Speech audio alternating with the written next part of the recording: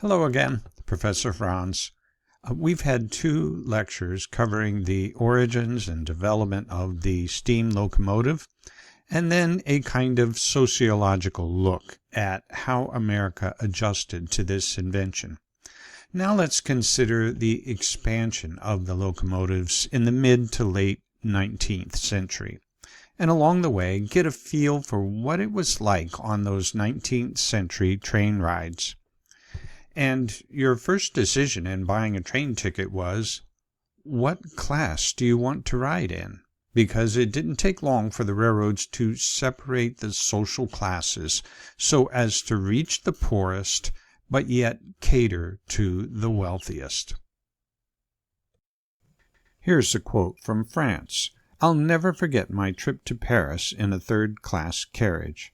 In the midst of drunken sailors singing, big fat peasants sleeping with their mouths open, little old ladies with their baskets, children, fleas, wet nurses, its odor of pipe smoke, brandy, garlic sausage, and wet straw. I think I'm still there." I love the Frenchman Honoré Daumier's famous paintings on the train classes, and there was so much similarity to our experiences. Here's his first-class carriage. More padding on the seats and more legroom. But notice they are all minding their own business. Here's the second class. No heat as in first class. Now they're glad for human bodies next to them. And here's third class. Crowded wooden benches. Just get as much room as you can for yourself. Purely transport, no extras. The jostling on a train, stopping and starting in corners, was humorously caught here by the same artist. Travelers showing less and less appreciation for traveling in third class in the winter. Here's another winter scene in third class, where these men are dancing around just to keep warm. And the frantic rush at train stops to make sure you get a spot. Here's another, a pleasant neighbor. And finally, Daumier's tribute to third class. Long live the third-class cabins. You can be asphyxiated there, but never murdered. Now, why would Daumier say never murdered? Because some people had come up with a worst-case scenario on the train.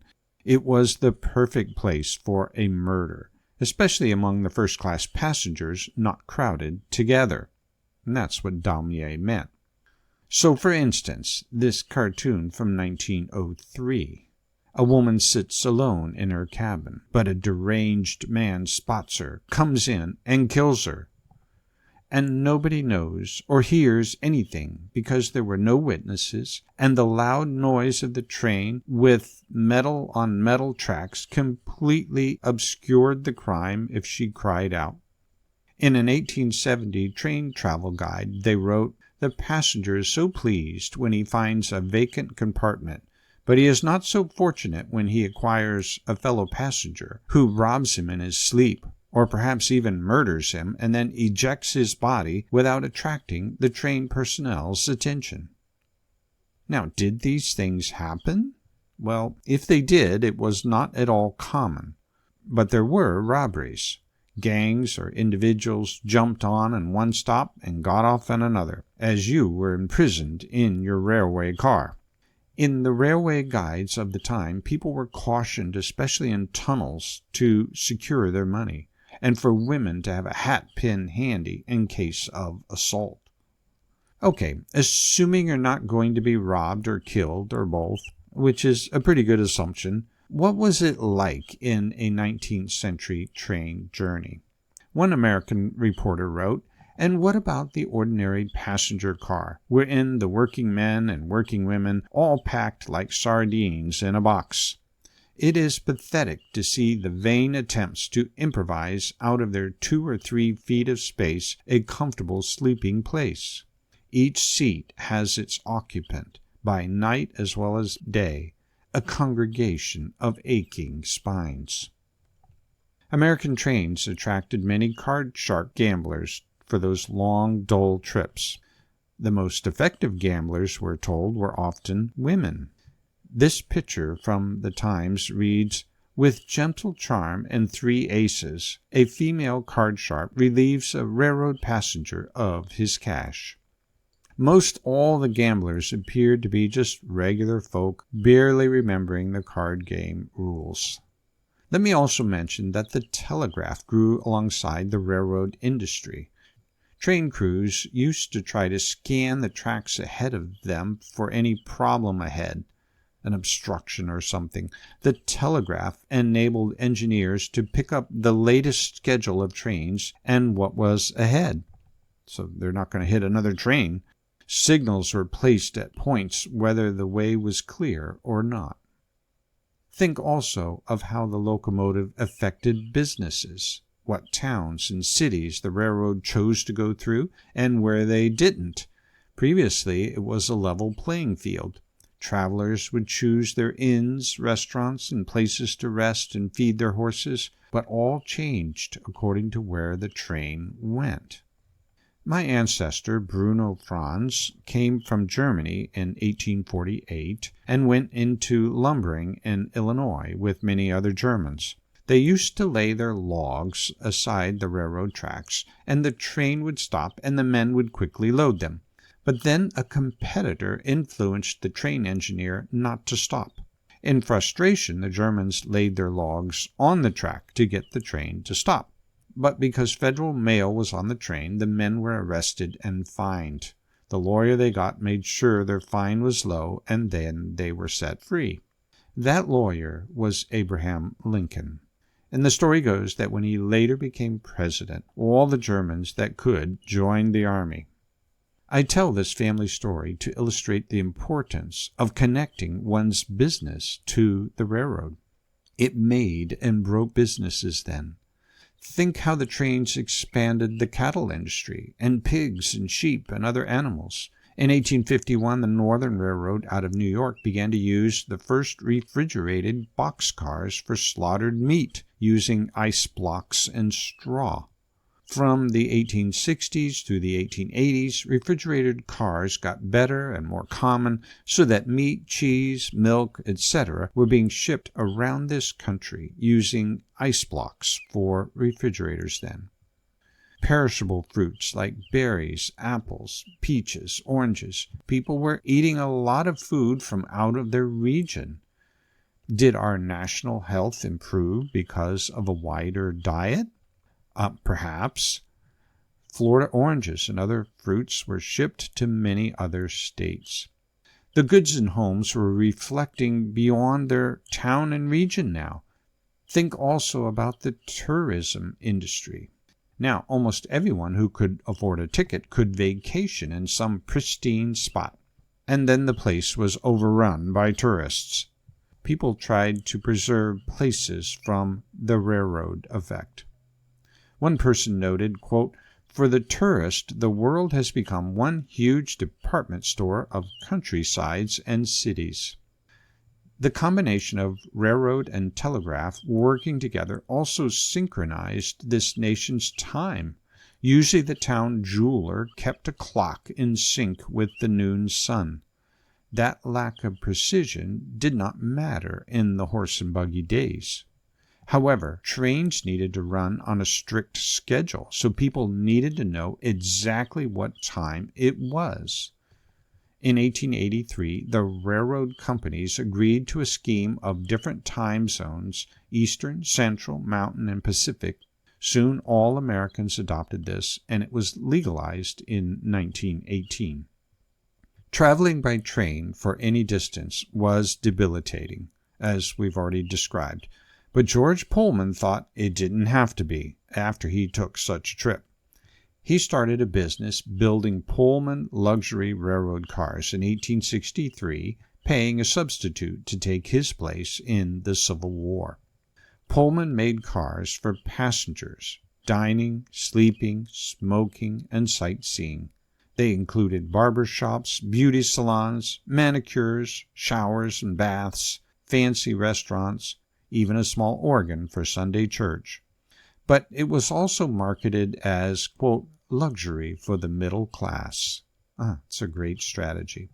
He received a lot of national praise for his Lincoln car to transport Abraham Lincoln in his funeral train, and donating another car for Mary Todd Lincoln, the widow. Which reminds us that without the train, many more Americans would never have seen an American president.